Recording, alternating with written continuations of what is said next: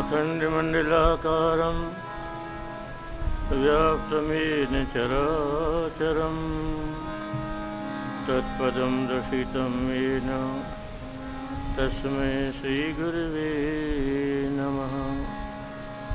गुरुर्ब्रह्मा गुरुर्विष्णु गुरुर्देवो महेश्वर गुरु साक्षात् परब्रह्म तस्मै श्रीगुरुवे नमः। ध्यानमूलं गुरुमूर्ति पूजामूलं गुरोर्पदं मन्त्रमूलं गुरोर्वाक्यं मोक्षमूलं गुरुकृपा मोक्षमूलं गुरुकृपा भवितापि प्रणाशिन्यै आनन्दे घनमूर्तये ज्ञानभक्तिप्रदायिन्यै मातस्तुभ्यं नमो नमः मातस्तुभ्यं नमो नमः। सबसे पहले भगवान नाम कीर्तन करें, फिर माँ की वाणी का पाठ। श्रीमन्नारायण नारायण नारायण श्रीमन्नारायण श्रीमन्नारायण नारायण नारायण श्रीमन्नारायण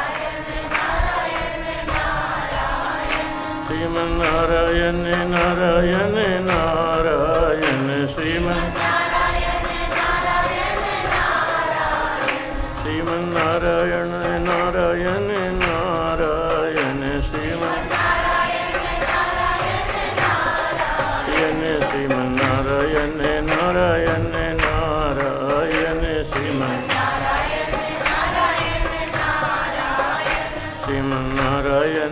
नारायण नारायण श्रीमन्नारायण नारायण नारायण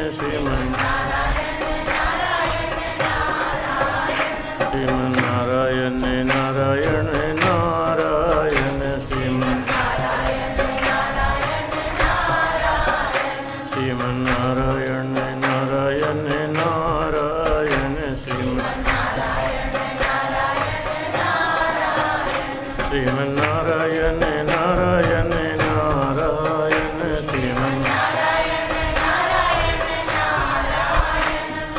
श्रीमन्नारायण नारायण नारायण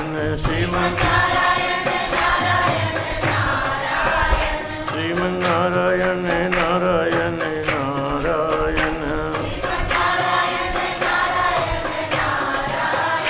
श्रीमन्नारायण नारायण नारायण श्रीमन्नारायण नारायण नारायण श्रीमन्नारायण नारायण नारायण ओम ओम ओम ओम ओम ओम ओम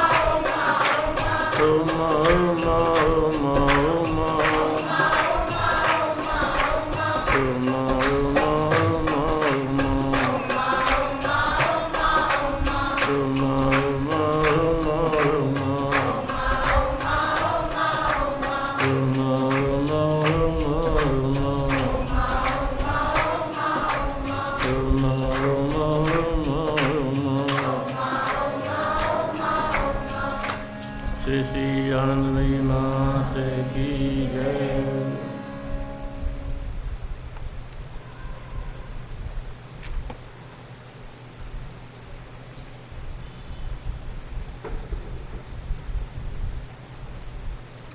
माँ की एक महावाणी है, सब लोग हमेशा ध्यान रखें। माँ कहती हैं सब नाम भगवान के हैं और सब रूप भगवान के हैं।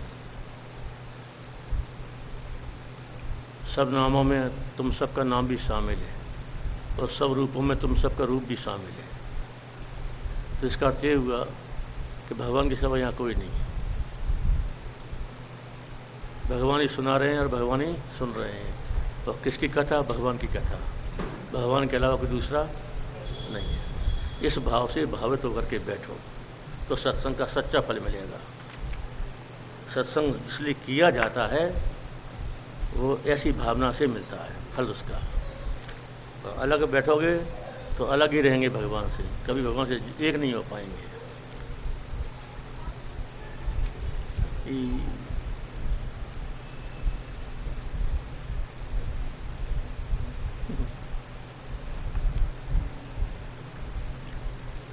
प्रतिवर्ष की भांति मातृवाणी का पाठ। प्रश्न है, माँ, गृहस्थ आश्रम में साधना का क्या उपाय है?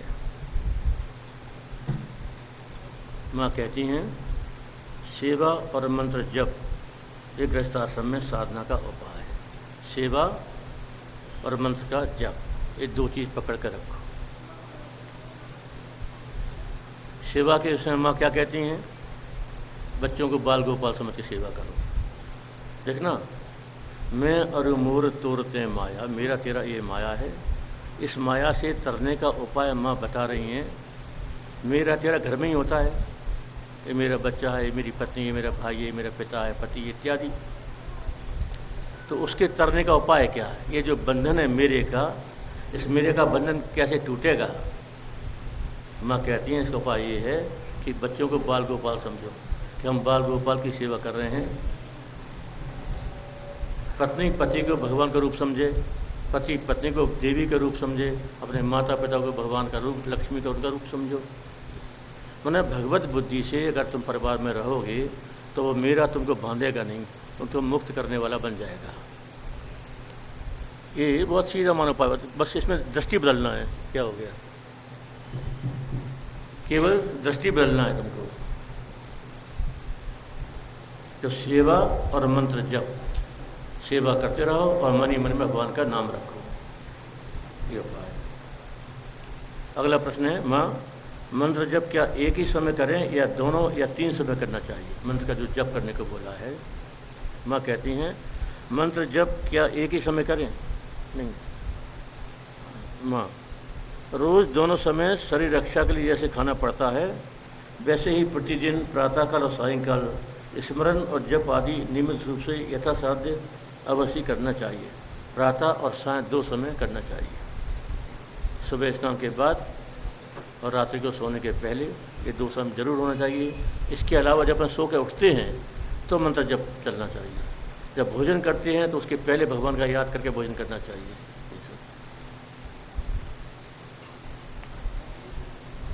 उसके बाद दिन भर बीच बीच में जैसे चाय पीते हो, पान खाते हो, फल खाते हो, वैसे ही सदा जितना बन जाए उनका स्मरण करने या तो नाम जप करने की आवश्यकता है। ये वो भी सतपथ में सहायता करता है। मतलब जितना जितना ज़्यादा जिससे बन सके उतना कोशिश करना चाहिए। अगला प्रश्न, किसी दिन मन नाम जप करके समय खूब जम जाता है और कभी कभी बिल्कुल नहीं जमता, ये क्या बात है? ये सबका प्रश्न है। कभी मन लग जाता है, कभी मन बिल्कुल लगता नहीं, ये कारण क्या है? तो माँ कहती हैं, देखो इसके अनेक कारण हैं। तुम्हारे आहार विहार में ऐसा कोई दोष हो गया जिससे तुम्हारा मन विक्षिप्त हो जाता है, नाम जपने नहीं देता। मैंने भोजन में यदि कोई ऐसी वस्तु आ गई जो खा ली, और तुम बाजार का खाते हैं, अब क्या पता वो कैसा है। स्पर्श का दोष भी होता है, भावना का दोष भी होता है, तो वो सब तरह का। तो कहते हैं तुम्हारे खाने में कोई दोष होता है, उससे ऐसा होता है, एक कारण। और दूसरा,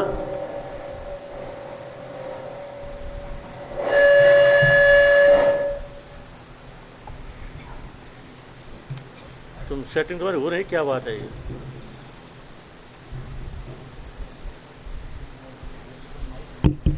इसकी तो आवाज ही नहीं आ रही।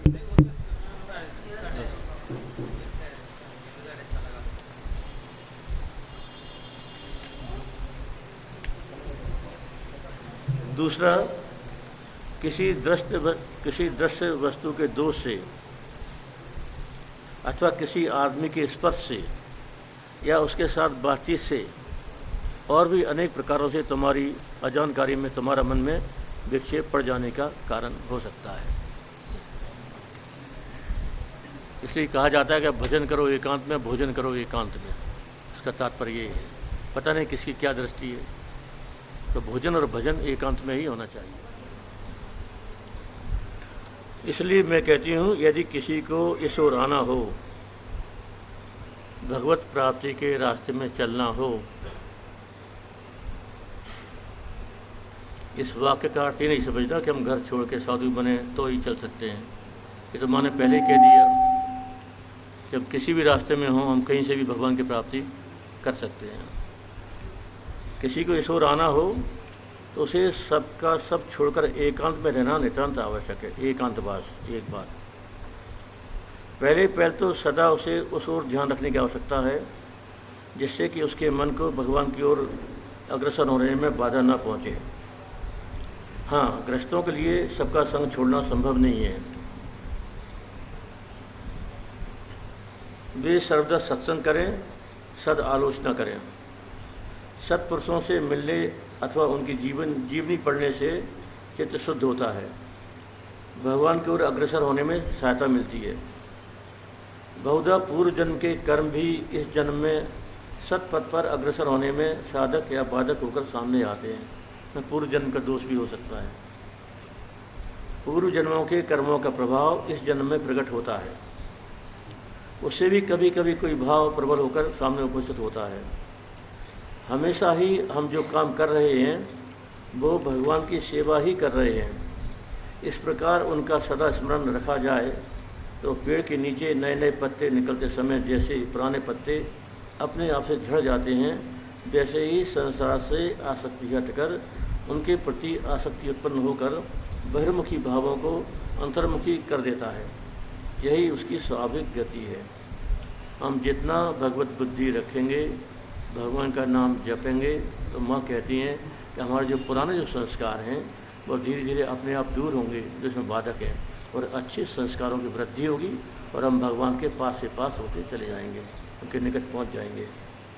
फिर देखना, पुराने पत्ते जमीन पर गिरकर फिर वृक्ष की खाद बन जाते हैं, कुछ भी निष्फल नहीं जाता। जाने रहो। अगला प्रश्न जो आप सबका प्रश्न है, माँ, मन तो किसी तरह स्थिर होता नहीं है, मन के स्थिर होने का क्या उपाय है? माँ हंसते हुए, जैसे घड़े में जल भरा रहता है, जितनी देर तक घड़े को डुलाओ उतनी देर तक भीतर का सब जल भी हिलेगा। घड़े को कुछ देर तक एक जगह स्थिर रूप से रख दो तो तुम्हें मालूम पड़ेगा जल भी स्थिर हो गया है। उसी प्रकार शरीर को अधिक देर तक स्थिर रखने की चेष्टा करो। जैसे कई लोग ये कहते हैं कि भाई हम चलते फिरते हमारा जप होता ही है, हमको बैठने की क्या ज़रूरत है। तो माँ का कहना है कि वो तो बात ठीक है, लेकिन तुमको बैठकर भी ध्यान करना जरूरी है। घड़े में जैसे पानी रहता है, चलते तो हिलता है, तो पानी भी हिलता है, तो यदि घड़े को रख देंगे तो जल भी स्थिर हो जाएगा। इसी प्रकार से यदि हम शरीर को स्थिर रख के बिल्कुल ऐसे बैठ के ध्यान करें, जप करें, तो इससे अपने शरीर की आदत पड़ जाएगी। शरीर स्थिर होगा तो शरीर की स्थिरता के साथ साथ मन भी स्थिर होना सीख जाएगा। इसलिए चुपचाप बैठकर जप करने की भी ज़रूरत है। चलते फिरते तो करना ही है, लेकिन बैठ कर के भी करना है, 2 टाइम 3 टाइम, जिससे जितना सद जाए। जितनी देर तक एक लक्ष्य से स्थिरता पूर्वक बैठ सकोगे उतना ही मन भी स्थिर हो जाएगा। ये बात बिल्कुल सही बात है। तुमने जो लोग ज़्यादा देर बैठते होंगे उनने अनुभव किया होगा इस बात का।